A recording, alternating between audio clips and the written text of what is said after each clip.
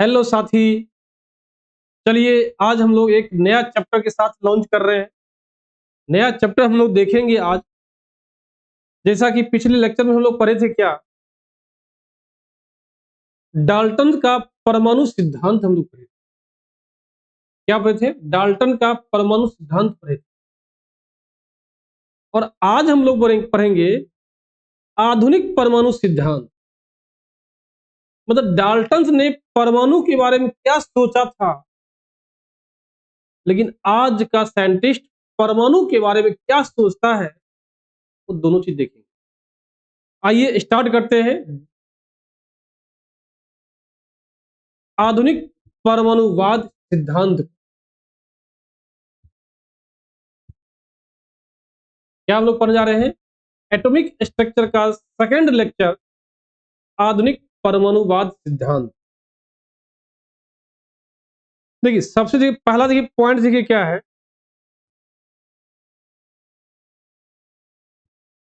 Dalton ने क्या बोला था? डाल्टन ये बोला था परमाणु अविभाज्य है। लेकिन आज का साइंटिस्ट क्या बोलता है, आज का परमाणुवाद सिद्धांत क्या बोलता है? परमाणु अविभाज्य नहीं है। मतलब परमाणु को भी आप अलग अलग भाग में बांट सकते हैं। जैसे मान लीजिए एक परमाणु है, इस परमाणु के अंदर इलेक्ट्रॉन है, प्रोटॉन है, न्यूट्रॉन है। जब परमाणु भी इलेक्ट्रॉन, प्रोटॉन, न्यूट्रॉन से बना हुआ है तो फिर परमाणु अविभाज्य कैसे नहीं है? इसलिए बोला गया परमाणु अविभाज्य नहीं है, बल्कि इलेक्ट्रॉन, प्रोटॉन, न्यूट्रॉन के द्वारा ये मूल कणों से बना हुआ है। मतलब आप कह सकते हैं परमाणु किससे बना हुआ है? परमाणु बना हुआ है इलेक्ट्रॉन, प्रोटॉन और न्यूट्रॉन से मिलकर बना है, तथा इसे पुनः इन कणों में विभाजित किया जा सकता है। मतलब आप कह सकते हैं परमाणु को विभाजित कर सकते हैं किस रूप में? इलेक्ट्रॉन, प्रोटॉन और न्यूट्रॉन के रूप में। दूसरा देखिए पॉइंट हम लोग कह सकते हैं, देखिए क्या, एक ही तत्व के परमाणु, देखिए एक ही तत्व के परमाणु भिन्न भिन्न द्रव्यमान के भी हो सकते हैं। क्या पढ़ सकते हैं? एक ही तत्व के परमाणु भिन्न भिन्न द्रव्यमान के हो सकते हैं। जबकि डाल्टन ने क्या बोला था, थोड़ा तो याद कीजिए। डाल्टन बोला था एक ही तत्व के परमाणु का द्रव्यमान अलग अलग नहीं हो सकता है। लेकिन आज का साइंटिस्ट क्या बोल रहा है? एक ही तत्व के परमाणु भिन्न भिन्न द्रव्यमान के हो सकती है। तो सवाल है, अब एग्जांपल दिया जाए तो इसका एग्जांपल देखिए क्या होगा। तो सोचिए, आपने बच्चा में पढ़ा होगा समस्थानिक। क्या पढ़ा होगा? समस्थानिक पढ़ा होगा, जिसको हम बोलते हैं आइसोटोप्स बोलते हैं। हाइड्रोजन का आप एग्जांपल लीजिए। हाइड्रोजन का देखिए, एक हाइड्रोजन है, इसका अलग अलग परमाणु है। Hydrogen 1 1, hydrogen 1 1 2, hydrogen 1 1 3।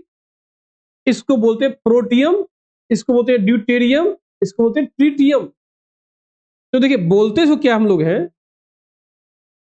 इसको देखिए बोलते हैं प्रोटियम। क्या बोलते हैं? प्रोटियम। इसको बोलते हैं ड्यूटेरियम। क्या बोलते हैं? ड्यू हलन यूटीरियम, ड्यूटीरियम बोलते हैं। इसको बोलते हैं ट्राइटियम, ट्राइटियम बोलते हैं। तो देखिए हाइड्रोजन एक तत्व है, उसका अलग अलग परमाणु है, और सभी परमाणु का देखिए भार भी क्या है? सभी परमाणु का भार देखिए क्या अलग अलग हो गया। सभी परमाणु का द्रव्यमान देखिए अलग अलग हो गया। प्रोटियम का अलग द्रव्यमान है, ड्यूटेरियम अलग द्रव्यमान है, ट्राइटियम का अलग द्रव्यमान है। तो फिर सोचिए, जॉन डाल्टन का परमाणु वाष्प सिद्धांत क्या हो गया? तो फेल कर गया। क्योंकि इसलिए आज हम इसको सक्सेस मानते हैं, क्योंकि आज क्या है, नया नया टेक्नोलॉजी आ गया है, मॉडर्नाइज हो गया है, जिसके कारण आज परमाणु डाल्टन का परमाणु वाष्प सिद्धांत खत्म हो रहा है। देखिए ना, और आप पढ़े भी होंगे क्या, जब एक ही तत्व का परमाणु, देखिए एक ही तत्व का है ना, एक ही तत्व का परमाणु तीन देखिए है, जब एक ही तत्व का परमाणु संख्या एक समान हो, किंतु परमाणु द्रव्यमान अलग अलग हो जाए, क्या बोले, एक ही तत्व का परमाणु संख्या समान हो किंतु परमाणु द्रव्यमान अलग अलग हो जाए, वही एक दूसरे का क्या कहलाता है, समस्थानिक कहलाता है। अपने बच्चे में पढ़ा होगा। जैसे एग्जांपल देखिए, आपका ये हो गया, आपने एक एग्जांपल बहुत फेमस आप पढ़े होंगे, क्या याद कीजिए, बच्चे में पढ़े होंगे आप, कार्बन 6 12 होता है, कार्बन 6 14 होता है। देखिए एक ही तत्व का परमाणु कार्बन भी है, कार्बन ही है, लेकिन परमाणु द्रव्यमान देखिए क्या क्या हो गया, अलग अलग हो गया। तो ये दोनों एक दूसरे का क्या कहलाता है, आइसोटोप्स कहलाता है, समस्थानिक कहलाता है। तो इस नियम की जगह जॉन डाल्टन सक्सेस कर गया। नेक्स्ट पॉइंट देखिए क्या देखिए दिया हुआ है,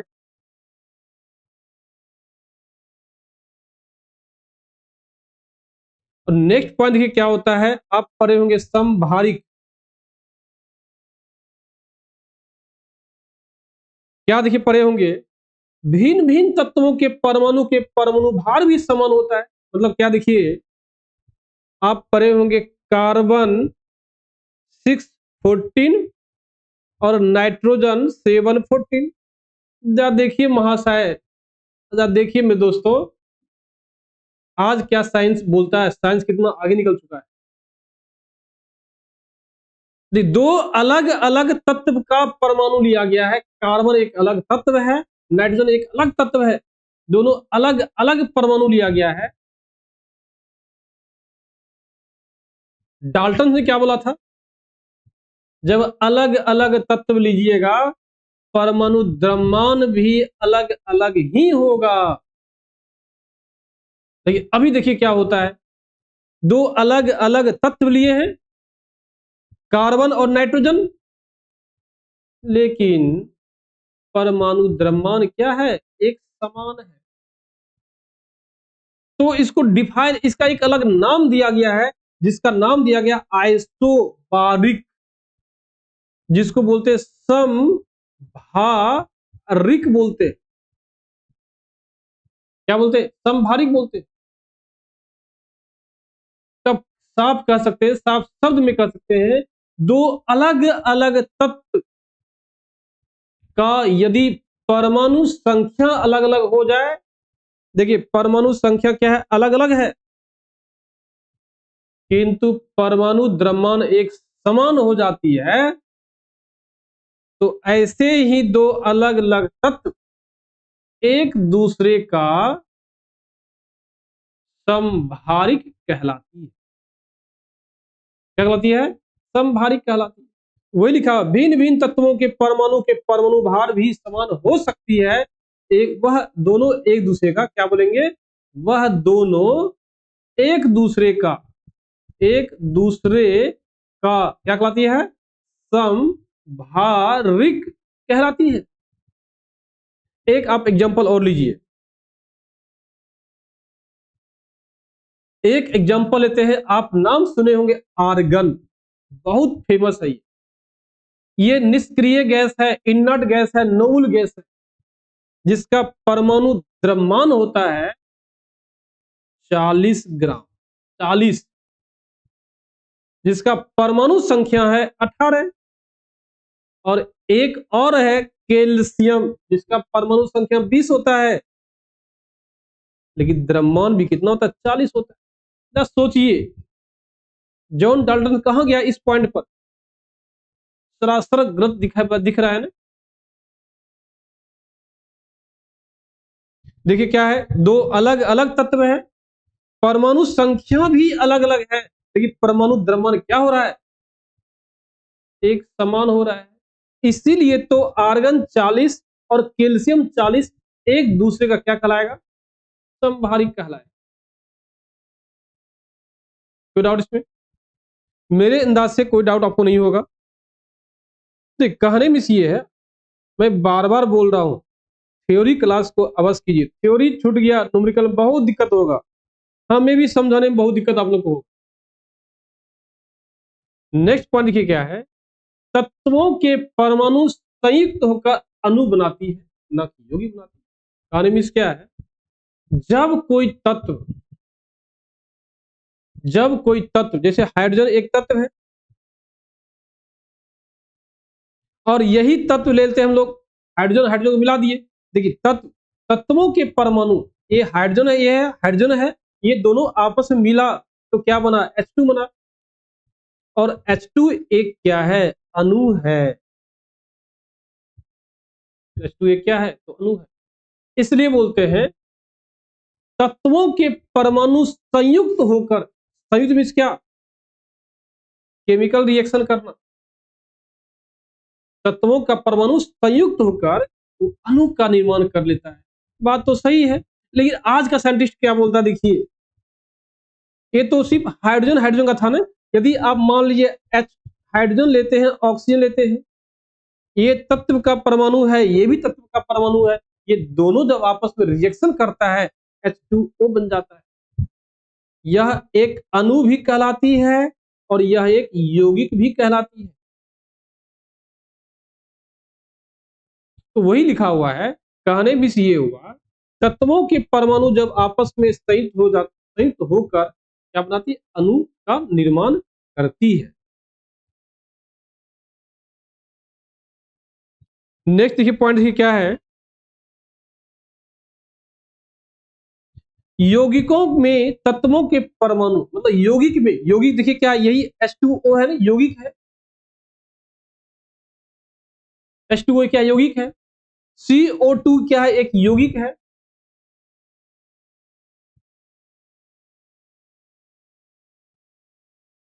HCl एक क्या है, यौगिक है। वही बोल रहा है, यौगिकों में जो तत्व होती है, जैसे एग्जांपल ये वाटर, वाटर में कौन तत्व है, हाइड्रोजन है, ऑक्सीजन है। यदि इसका रेशियो निकालिएगा, हाइड्रोजन 2 है, इसका ऑक्सीजन 1 है, या इसी बोलेंगे हम लोग 2:1। जब हाइड्रोजन ऑक्सीजन लेंगे, जब ऑक्सीजन हाइड्रोजन लेंगे 1:1। और ये किस अनुपात को पालन करती थी, वही लिखा हुआ है, तत्वों में, यौगिकों में तत्वों के परमाणु में सरल गुणित अनुपात का होना अनिवार्य नहीं है। तो ये कहिएगा हमेशा सरल गुणित अनुपात का नियम पालन करेगा हर एक यौगिक का अणु, हर एक यौगिक में उपस्थित परमाणु, ऐसा संभावना नहीं होता है। ये चीज वहां भी बताए थे, कहा, लॉ ऑफ केमिकल कॉम्बिनेशन में, कि लॉ ऑफ केमिकल कॉम्बिनेशन जो एक नहीं था, पांच पांच था, जान लीजिए। कहानी में से पांचों रूल किसी एक केमिकल रिएक्शन पर लगेगा, ऐसा संभावना कभी नहीं बनता है। किसी यौगिक पे लगता है, किसी यौगिक पे नहीं लगता है। जैसे एग्जांपल हाइड्रोजन लिए थे, ऑक्सीजन लिए थे, ये दोनों अनुपात में सरल गुणित अनुपात का नियम लगा था। लेकिन ये इस पर कहिएगा हर, जैसे क्या व्युत्क्रम अनुपात का नियम, इस पे नहीं लगा था। तो आप कह सकते हैं हर यौगिक पे हर रूल अप्लाई नहीं होता। वही लिखा, तत्वों में, यौगिकों में तत्वों के परमाणु में सरल गुणित अनुपात का नियम होना अनिवार्य, होना जरूरी नहीं है।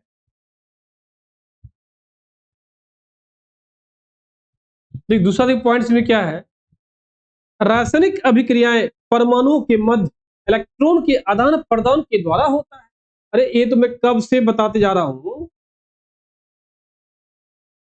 और अभी भी बताया था क्या, कोई भी तत्व का परमाणु अभिक्रिया करता है जरूर, लेकिन अपने निजी संपत्ति को बचा लेता है। निजी संपत्ति का मतलब यह है, उसका जो मूलभूत प्रॉपर्टी है वो बचा लेता है। इसका साफ मीनिंग है कि केमिकल रिएक्शन में जो अभी तक पढ़ते आ रहे परमाणु भाग लेता है, ऐसा कुछ नहीं है। रासायनिक अभिक्रिया में परमाणुओं के बीच जो इलेक्ट्रॉन होता है ना, उस इलेक्ट्रॉन का आदान प्रदान होता है। जैसे मान लीजिए कोई हाइड्रोजन है और क्लोरीन आपस में रिएक्शन कर रहा है, तो इसमें जो परमाणु में जो इलेक्ट्रॉन था, क्लोरीन के तत्व के परमाणु में जो इलेक्ट्रॉन है, उस इलेक्ट्रॉन के बीच सिर्फ आदान और प्रदान होता है। मतलब कोई इलेक्ट्रॉन को लॉस करता है, कोई इलेक्ट्रॉन को गेन करता है। यही तो रासायनिक अभिक्रिया है ना। आपने क्लास 10th में पढ़ा भी होगा रासायनिक अभिक्रिया किसे कहते हैं, तो आपने वहां पे ये पढ़ा होगा रासायनिक अभिक्रिया कुछ नहीं है, उसमें क्या होती है, सिर्फ और सिर्फ इलेक्ट्रॉन का आदान प्रदान होता है। वही तो लिखा हुआ देखिए आज का आधुनिक परमाणुवाद सिद्धांत क्या कहता है, देखिए आज नेक्स्ट देखिए पॉइंट देखिए क्या है। परमाणु, ये तो कई दिन से हम लोग पढ़ते आ रहे हैं। परमाणुओं को ना तो उत्पन्न किया जा सकता है, ना ही नष्ट किया जा सकता है। ध्यान रखिएगा, ये भी पॉइंट्स में कंट्राडिक्शन है। जब आप फिजिक्स का एक चैप्टर पढ़िएगा, न्यूक्लियर फिजिक्स, क्या पढ़िएगा, न्यूक्लियर फिजिक्स, न्यूक्लियर फिजिक्स, तो वहां पे ये पार्ट क्या होता है, गलत हो जाता है। लेकिन अभी हम लोग पढ़ रहे हैं आधुनिक परमाणुवाद सिद्धांत पढ़ रहे हैं अकॉर्डिंग टू केमिस्ट्री। तो यहाँ पे आप कह सकते हैं परमाणुओं को ना तो उत्पन्न किया जाता है, ना ही नष्ट किया जा सकता है। हम लोग ऐसा मान सकते हैं, हम लोग पढ़ सकते हैं, लेकिन समय के अनुसार है। जैसे जैसे आप आगे बढ़िएगा कुछ ना कुछ मॉडिफिकेशन होती रहती है।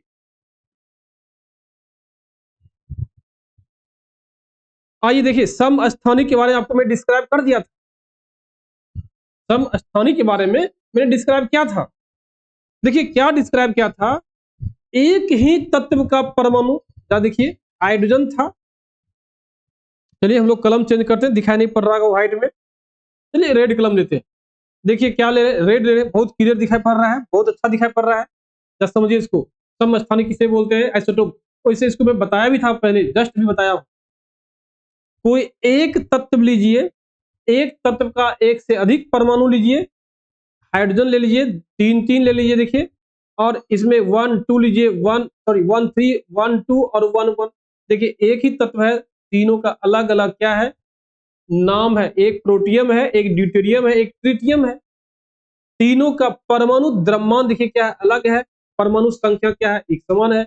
इसलिए बोला गया एक ही तत्व के परमाणु जिनके परमाणु क्रमांक समान हो जाए, परमाणु द्रव्यमान अलग अलग हो जाती है, एक दूसरे का वो क्या कहलाती है, समस्थानिक कहलाती है। क्या इसका नाम बोलते हैं, प्रोटियम। देखिए लिखा प्रोटियम, ड्यूटेरियम और ट्राइटियम है। कार्बन का भी एग्जांपल लिए थे, कार्बन 12 6, कार्बन 14 6 लिए थे। और आप पढ़े होंगे इसके बारे में विशेष रूप से, कार्बन 14 का उपयोग कहां करते हैं, कार्बन 14 का उपयोग करते हैं कोई भी लिविंग थिंग्स जो आज से 10 साल 20 साल 1000 साल पहले मरा होगा, उसका उम्र को ज्ञात करने में इसका उपयोग करते हैं, जिसको बोलते हैं कार्बन डेटिंग बोलते हैं। आप एक एग्जांपल ले सकते हैं, बेरिलियम। देखिए कितना होता है, 79 होता है, 35। बेरिलियम 81 होता है, 35 होता है।